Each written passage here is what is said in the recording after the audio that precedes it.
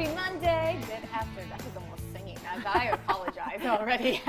Hope you're having a great day so far. Thanks for joining us on Midday Kentucky. Mandy and I had so much fun Friday. That's right. She is back. You probably recognize her voice from hits 103.6. 106.3. It's okay. I knew I was going to do that.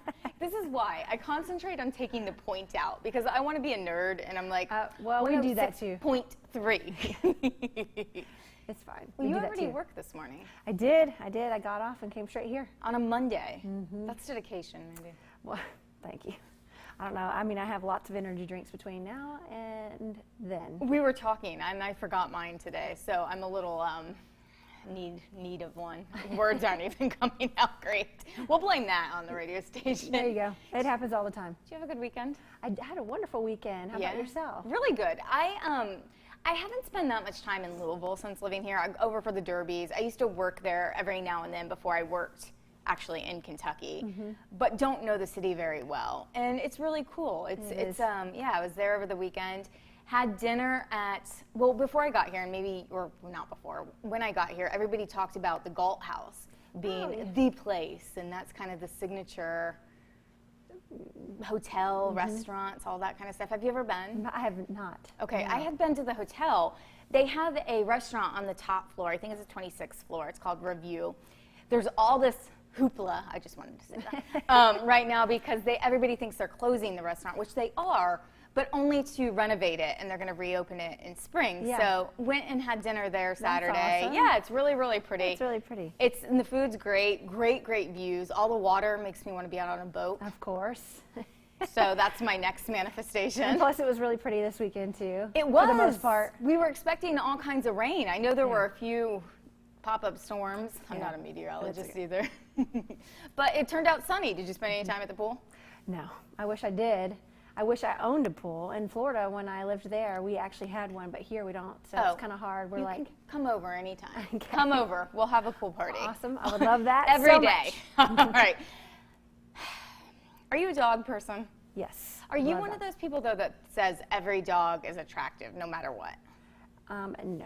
Okay, so you will say, because sometimes I see dogs and I'm like, it's just ugly. And everybody's like, it's so cute, it's so cute. And I was like, no. Nope, not a cute dog. It's ugly and gross. Well, there is an annual contest. California recently held its World's Ugliest Dog competition. And the winner, Scamp the Tramp. His owner won $1,500 and then another $1,500 to donate to an animal shelter. They say Scamp the Tramp is now Scamp the Champ. Ba-da-bum-bum. I love that. He's not the most aesthetically pleasing animal. But he looks. But it's like he's so ugly, he's cute, kind of. See, that's what I was going to ask. So you can say that about him? Yeah, I mean, if I keep looking at him long enough, yes. I mean, if I owned him, I would think that he was cute. Yeah, I guess. He looks like a gremlin. Like, do you remember what was known? Do you know what I'm talking about? The gremlins? Yes. Yes, I do. Doesn't he look like one of them? Kind of, yeah. Like I can see it. A mix between him and, what was it, Gizmo? I don't know why, I just remembered that. All right. I loved that movie. His picture's on our Facebook page. You let us know what you think of Scamp the Tramp. I love that. All right, this is another one. This is really cool. There's always pictures that go kind of viral, and people say what you see in them tells something about your personality, your characteristics. Have you seen this picture yet? I have not, no. Okay, can we pull this picture up? Okay. All right, don't tell us what you see yet. Right? All right. So this picture apparently has 3 different things you can see. Right. What did you see? The first glance at it, I saw roots. Okay, so you saw the roots. So it's saying I saw trees first. So those are our answers, and then you're going to learn a lot about both of us apparently right now. So you can either see lips, trees, or roots. If you see the lips, you are more likely to be simple and quiet. Oh. Apparently that is not us. Okay. You like a non-complicated life. Oh. You go with the flow. You also may seem weak, but that is not true. All right? So that's not us. We like, obviously, complications. All right, so if you see trees, which this one was myself, you're not someone to be pushed around. You worry what people think about you, and you are strong but mysterious. Ooh, yeah, very mysterious. All right. That. And are you ready? Here you Yes, are, Mandy. let's do it. Does this make you nervous? It really does, just a little bit. All right. If you see roots, you recognize your mistakes and accept criticism. You're independent and you are focused. That's a good one. Yeah, that is a good one, especially with the industry that we're in. It's kind of hard. You have to accept criticism. Yeah. For sure. I think that the people that saw roots probably are the most well-rounded, right?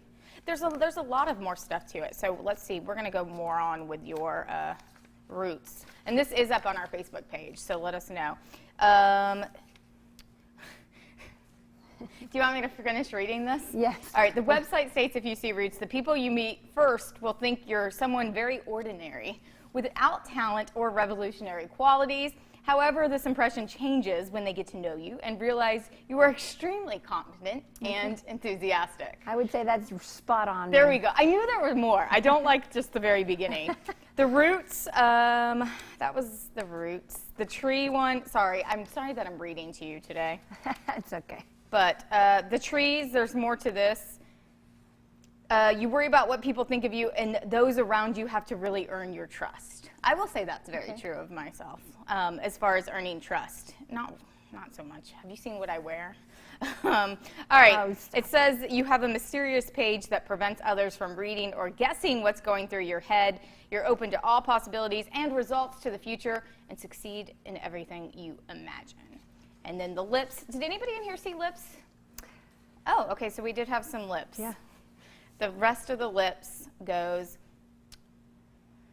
you may sometimes be a bit naive, but you're genuinely very wise and value honesty. You are perceived as weak and need of help, but in reality, that's not true. You have the power to solve the problems yourself without the help of another. Do you think these things are true? I think we want to believe they're true. I mean, because we all like that kind of stuff, you know. But what if, like, a psychologist told you this was true? Because I think these are, like, real studies that they use in, you know, like, the whole, like, do you remember they used to show the black ink blobs? Yes. And if you were a psycho murderer, you saw certain things? I always thought I was like some psycho murderer because I was like, I'm not seeing it. It's just a dot. So they're all butterflies. So you don't know if this is inaccurate? I mean, no, I have no idea. All right. I like to think it is. Yeah. Let us know what you think. And if you saw what you saw is accurate description of you and all that stuff. I love this story because so many students are graduating right now. There's so many commencement speakers at all of these graduations, and a lot of these colleges pull amazing people that have done amazing things in their life. Some of them we may recognize their names on a day-to-day basis. Others are kind of behind the scenes or not quite as famous or social media famous. But a millennial is sharing a message to students graduating this year that echoes her own journey. She co-wrote a book with Mika, who co-hosts Morning Joe at MSNBC. She talks about how Daniela Pierre Bravo went from being an undocumented immigrant from South America to becoming a booking producer on that show. She gives advice. She gives some advice in the book that young adults realize they are not often defined by their baggage or limited through circumstances, encourages them to make their own narratives by working hard, and of course some other stuff. So Mandy, there's all kinds of things in these books and of different speakers who talked. Oprah gave advice, Bill Nye the Science Guy gave advice, all kinds of people. My question to you, and I probably should have asked you this ahead of time, if you were going to give in a commencement speech to a group of students about to go into the world. Big world. Yeah, what advice would you give? Oh my goodness. We've actually done something similar to this on our show, but we're very jokey, and so we kind of like to give real like advice instead of kind of, you know, what the typical advice would be. So, you know, my advice is kind of different from everybody else's. I would tell them, you know, to stay away from credit card debt and oh, that's smart. yeah, just stuff that you don't really think about that just happens to you just like that, and before you know it, you're $20,000 in credit card debt right out of high school. And so that's my advice genuinely, like to, you know, people who graduate and just crazy stuff like that. No, that's not crazy. That's real world advice. That's like that. What they say, you know, you're not often taught that in school. You're taught all the other stuff, but that's right. So that would be your major one. Yep. Okay. Speaking from experience. Okay. Too, so. Well, that's always the best way, right? I feel like you can't teach somebody something if you have not gone through it. That's very true. That's how I justify all my mistakes in life. somebody may learn from this. What advice would you give? I don't think I'm as I just said that, I'm not sure I'm the right person to give advice. But I think honestly the number one thing is to surround yourself with good people, like people that support you and people that want to see you better. You can choose certain people to be in your life, your people, whether it's family, whether it's friends. So often the rest of the world, whether it's a toxic work environment, whether it's your family situation, you're surrounded by people who aren't looking out for you, who aren't making you level up and giving you confidence and helping you. And you know, that support system is so crucial. Life's too short. Don't waste your time with people that suck. That's wonderful advice. I don't know if it's so the awesome. good, but you get to choose. Yeah. Like, why would you not choose, like, you know, people that are going to make you better? True. And then I think in return you help make them better, and that's a relationship. That is very true. Often though, it's very easy to fall into that, you know, wrong group of people. So just be aware of that. Yeah. My other piece of advice is just do stuff. Right. Don't overthink.